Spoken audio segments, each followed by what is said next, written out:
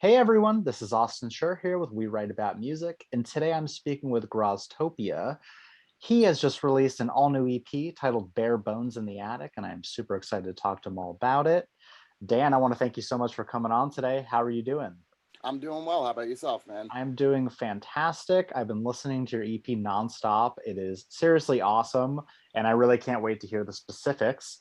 I kind of Thank just you. want to jump right in. What Sure. is it? What is it all about? All right. It's kind of a little bit of a long story, but there was a little bit Please. of evolution which got it whittled down to these four songs. So Okay. a couple of years ago, I wanted to make just like a very super stripped down record, no click Sure. track, nothing of that sort, and no, not really too many overdubs and no drums really. And then after I did the basic tracks, I was like, oh, I think these need a little more. And so I started adding some things, and then I got a little interest from, I guess, an industry type of person in the Sure. songs, and they wanted to soup them up even more. So that got me further into that, and they kind of disappeared on me. And then I was like, well, I have all these songs. There was actually about, I want to say, 12 songs recorded or Oh, 11 songs wow. recorded for it. Yeah, in that format. And I had my friend Dom, who's my drummer there. Like, mostly I play as a solo performer, but Okay. sometimes you'll see me as a duo with Dom on percussion. And then the full band version of Graztopia features Dom on drums, which Nice. is who was playing on the EP, as well as the person singing backup vocals, Johnny Nail. He plays bass in the full Okay. band version. And Jesse, who played accordion on it, he plays piano and organ and all that good stuff when he's available for the full band version. Jeez. Wait, so are you saying that this four-song EP was originally 12 songs that you whittled down? Yeah, it was about that. Yeah. I gotta know why. Now you've got these eight basically completed songs that are just sitting there, or are you gonna save them for something else? Yeah, I'm gonna save them for something else, Okay. or maybe in the future they'll come out or come out All as a right. B-side. There's also I have a lot of songs, so Sure. uh, I have a Yeah. list on a legal pad, 2 columns, Beautiful. like over 70 songs. So I'm in the process of whittling down Okay. everything. Like, oh, these songs sound good together. Oh, these songs sound good together. But those might sound good with those, and those sound good with those. It's like this. Completely understand. Well, I mean, honestly, that's kind of what I have enjoyed so much about this record. And now knowing, like, I guess the background on it, there is a cohesion from, the entire four tracks. I totally understand. Like, I don't know, it seems like the trend in music nowadays is like, okay, we got to focus on streams. We got to have these 30-song records so that when Yeah. people listen, it bumps it up. But like, from an artist and musical standpoint, instead of just padding records with whatever Mm. you make, I think it's a much better thing to have these like little pockets of music where there are different moods and atmospheres as opposed to just here's a ton of music, do with it which Yeah. will. Now it's, I guess, quantity over quality, but you can put out Totally. quantity as long as the quality is there. And yes, I Right. agree. That's kind of like pushed to the back burner, or almost forgotten or swept under the Absolutely. rug with a lot of new artists now, and it's sad. No, I And agree. And it's also like the capitalizing off of like, okay, I'm going to do a song a month so that I have something to post about mm, and got to keep it consistent and keep people interested. But at the same time, I don't think that's how humans or artists work specifically.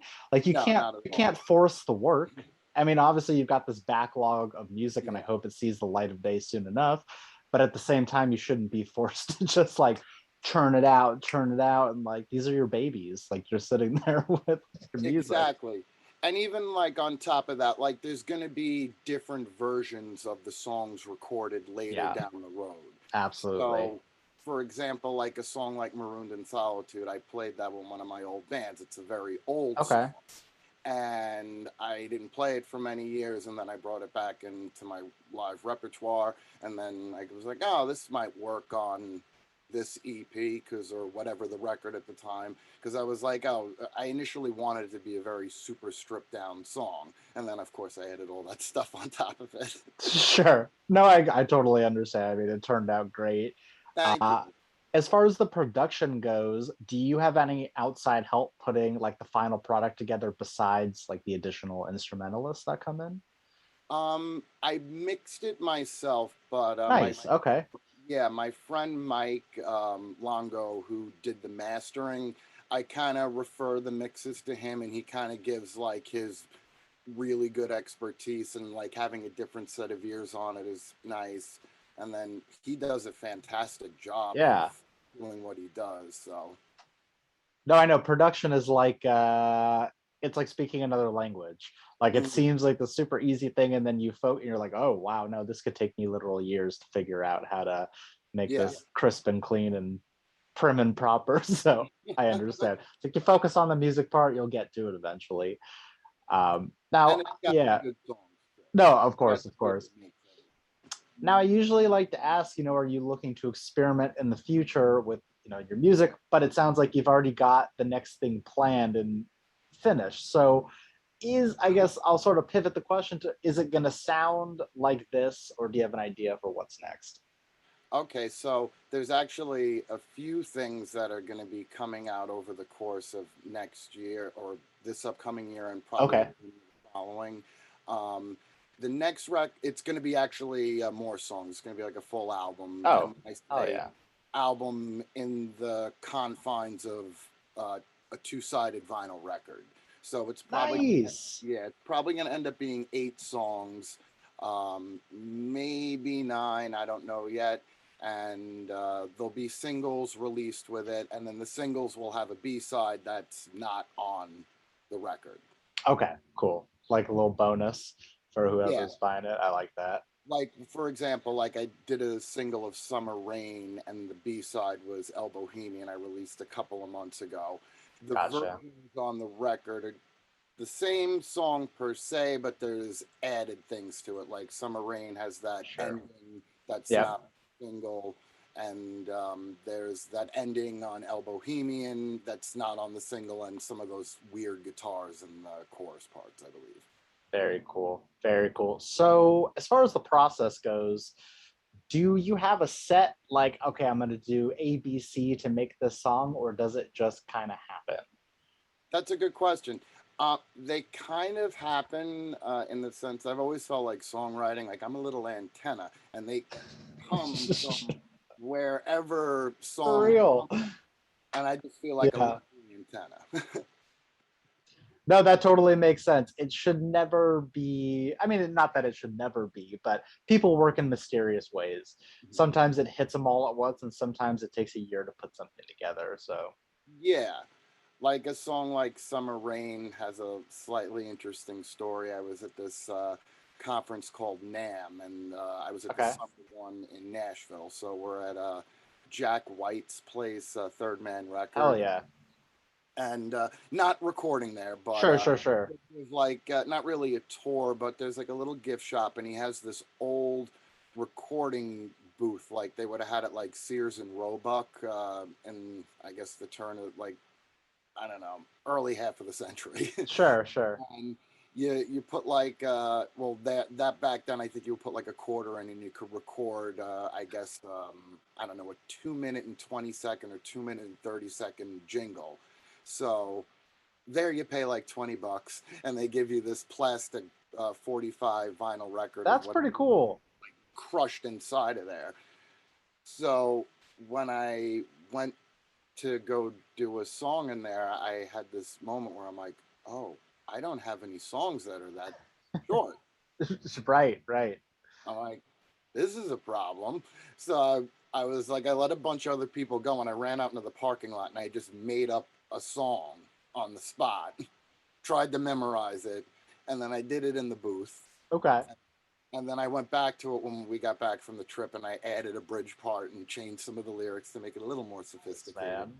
And that was one of the songs recorded for this that didn't get released. That's okay. Maybe in the future. I'd Yeah, also love to visit his place. I mean, I've seen the pictures and the videos and all that, but definitely. I've never been to Nashville, so I'd love to visit one of these days. It's a cool town. It really is. Yeah, I wish they would focus a little more on original music, but it's still a fun place to visit. It really is. You can go see the hockey game. You could go see music up true. on the strip. There's really good food. All right. So, all right. So, how long have you been playing music for, as a whole? I suppose. All right. So ever since I've heard music, my parents used to take me to this, like they have these parks on Long Island, and they set up like this little mobile bandstand. And Dean Carahalis was the conductor of the concert Pops of Long Island, Sure. and he was a very like showman. He was like almost like Mick Jagger as a conductor, Sure. and I was really little, and my parents said I was like conducting with straws from like my drink in the back seat when I was Love like it. 3 or 4. And then when I was 4, my parents took me to my first concert, which was Huey Lewis and the News at Jones Beach, which was Amazing. really fun. And I still like Huey. Huey Of kicks ass. course. And then I was just got into the Beatles after that. I had like a really long obsession with the Traveling Wilburys. Nice. Yeah.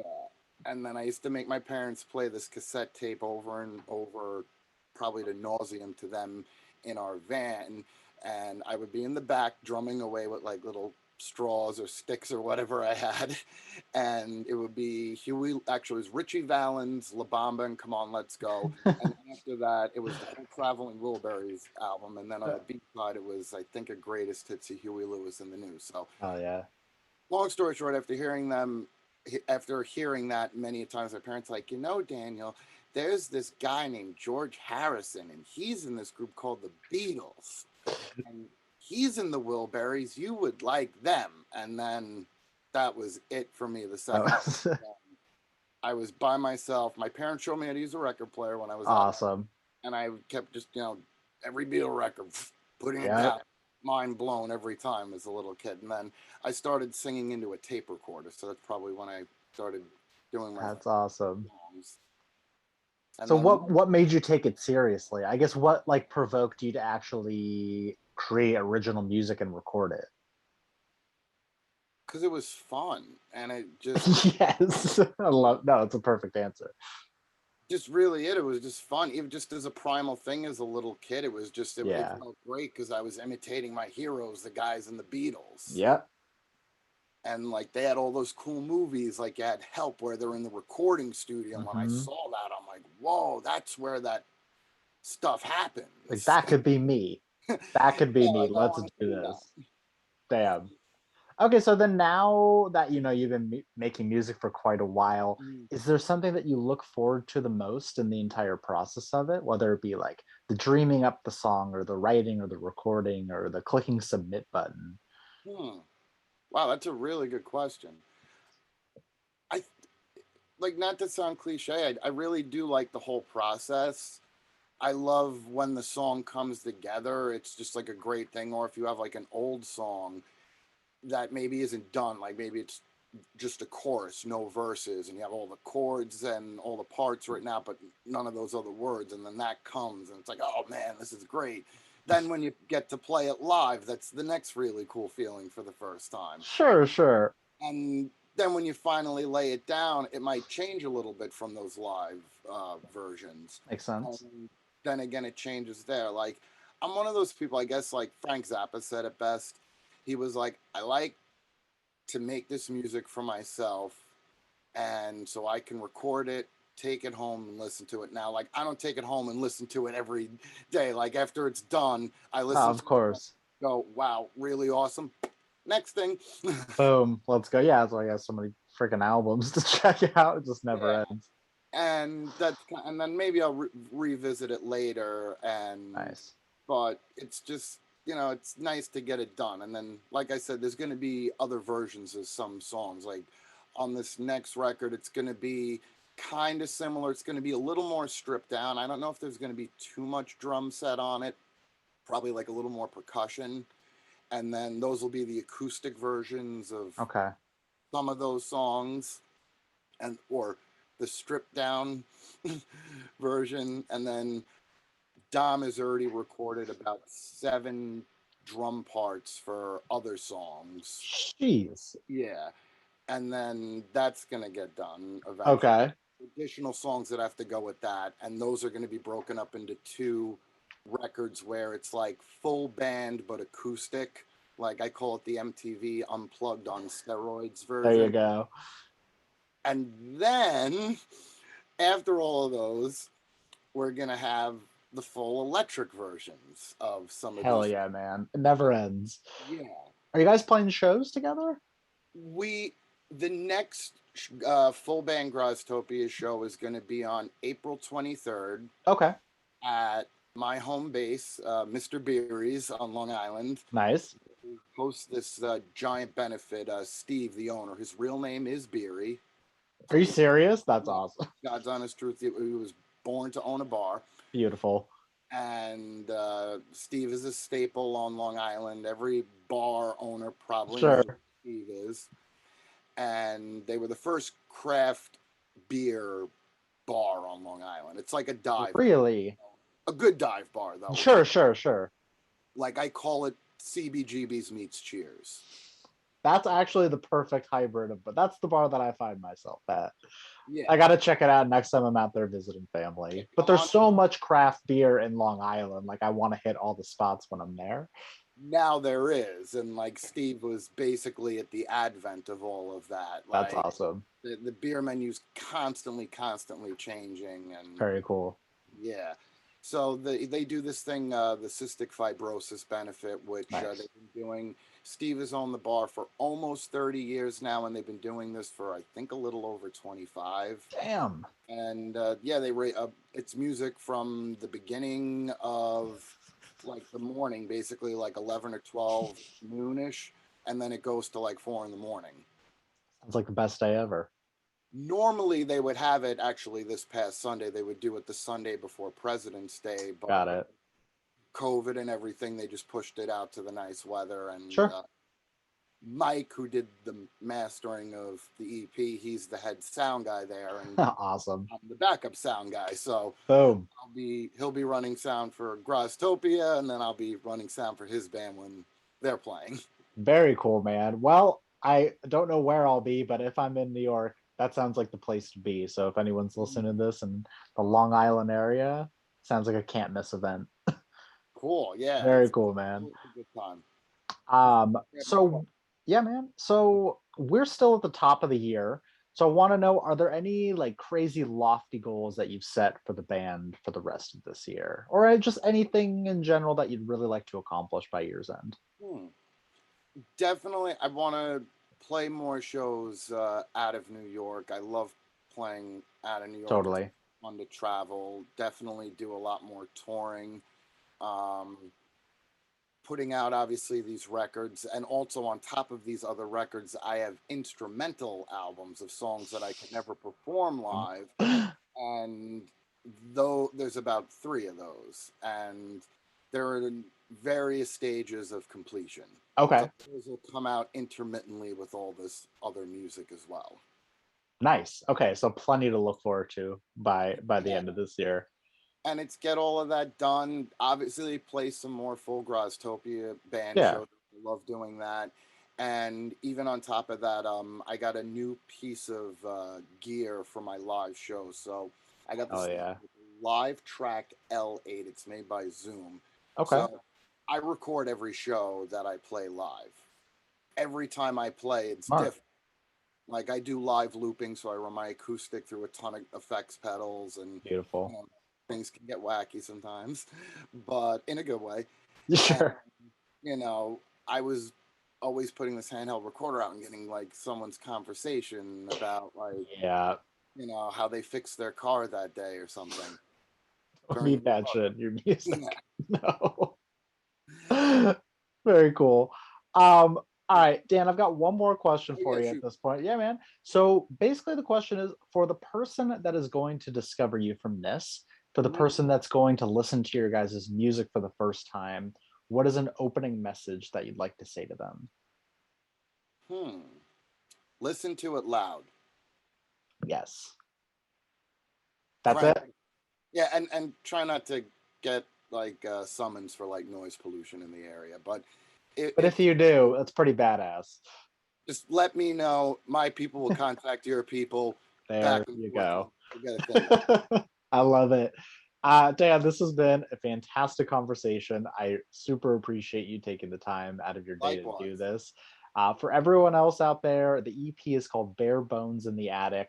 But I also say follow along because by the sound of it, there's a ton more coming and a ton more that has been released. So check it all out. And we'll have links so that you can listen and share and follow along and all that fun stuff. But yeah, man, I sincerely want to thank you so much. This has been a great conversation. Thank you. Likewise. Peace. You're very welcome. Yeah, have a great rest of your day. We'll talk soon. Have a good All one, right. man. Bye bye. Bye.